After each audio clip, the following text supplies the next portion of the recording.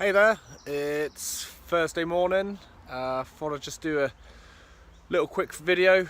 You can see behind me our shed here. Really good find this. Terry's been working hard this week. He's managed to get it all cleaned out. It's a few cracks and stuff going on. Walls are a bit wobbly, but that's right, we like wobbly walls here. So this will get a bit of a refurb. Probably repoint it, new roof. Might have to raise the, you can see here, the doorway. A little bit on the low side, but be alright.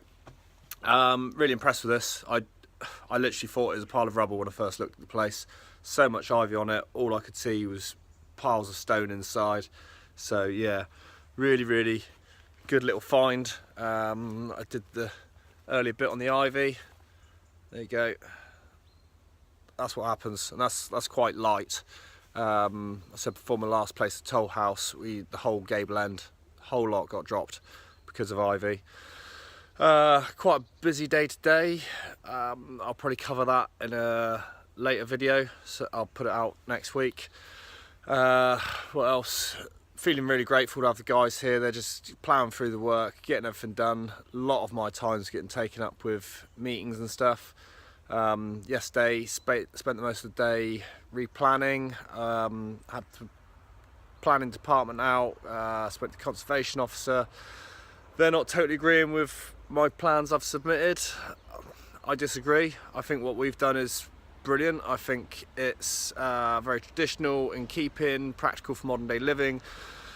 They have been really good. Most of the points they've taken on board and they've said yep. There's one point where we're still at slight disagreement at. I'm hoping that they can either come out with a better suggestion or come around to our way of thinking. But with stuff like this, don't fall out of them.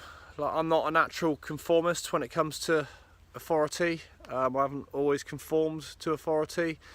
However, if you push against them, it will just fire back in your face. So we're working with them. Really nice people, most of them. They're just doing their job, so I'll keep you updated as we go along.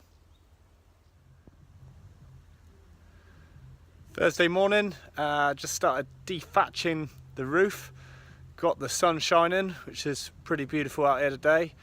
Right raw mess, I don't know if you can see down there very well.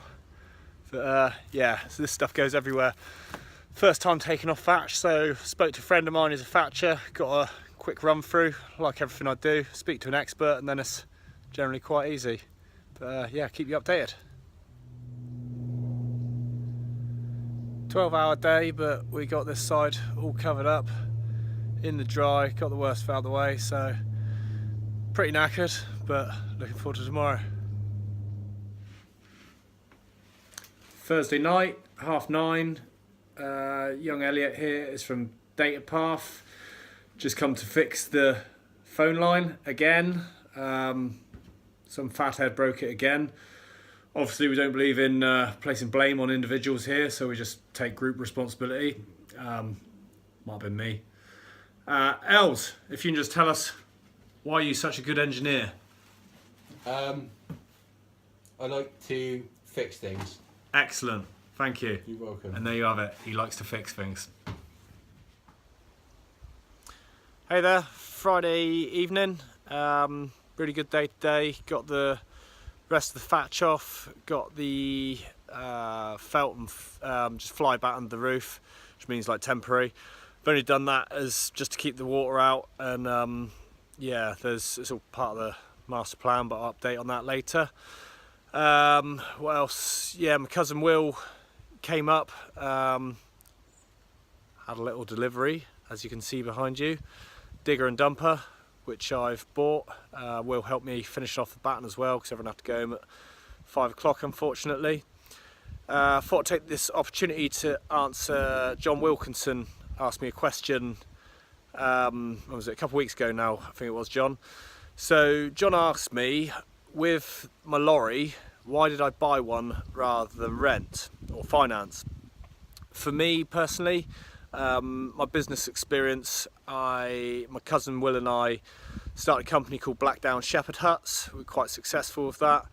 One of the things we did to that, especially when starting out, we always make sure we owned everything. Didn't have anything on finance. It's all very well, like I'd love to have a nice new shiny Isuzu lorry rather than old slightly rusty Nissan one. But when money runs out, which it will, I don't want to be paying repayments every month. With machinery like digger and dumper, the kit I've got is rough, it's old, but I own it outright. So yeah, it just keeps that monthly cost down. If you're established in something and you know how much money's going in and going out, then yeah, you know, financing can be good. With the digger and dumper, then you know, you can get like a weekly hire rate, but for the amount of work here, I'll buy it, and when I'm done I'll sell it. I might lose a few quid, but it'll work out cheaper than hiring.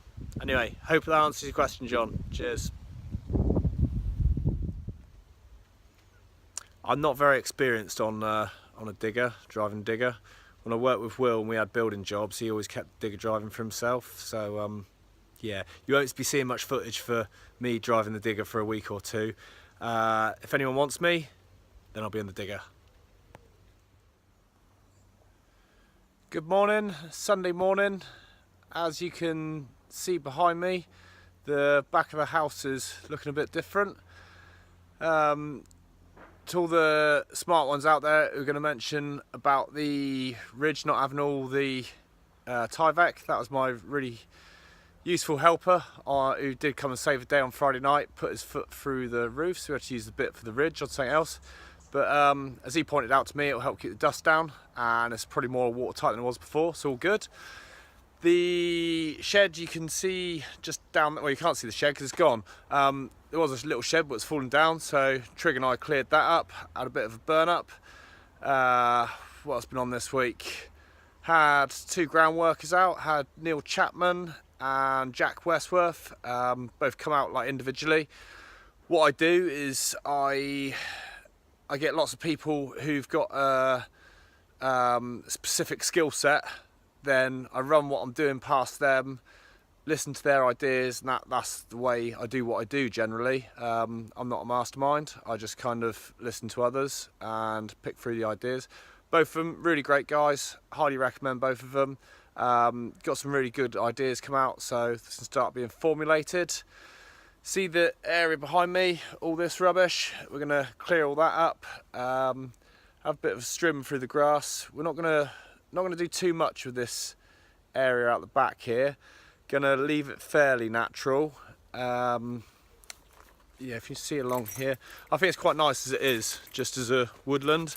So you can see just down here, we're gonna reinstate the bridge that was originally down there, just beef it up a little bit, still be a pedestrian bridge, but just man it up a bit so we can get some materials across it. So yeah, exciting times. Just a very quick one. My old mate Simon Randolph came on the Facebook feed and asked if I could give him a shout out. He suggested that I use the words inspiration and guiding light in the same sentence. To be honest, I feel this undersells you a little bit, Simon. To put it in context for everyone else, my cousin Will and I, when we used to do building, did quite a bit of work at Simon's house. And when taking up the old decking, Simon used to get us to take the screws out so they could be reused.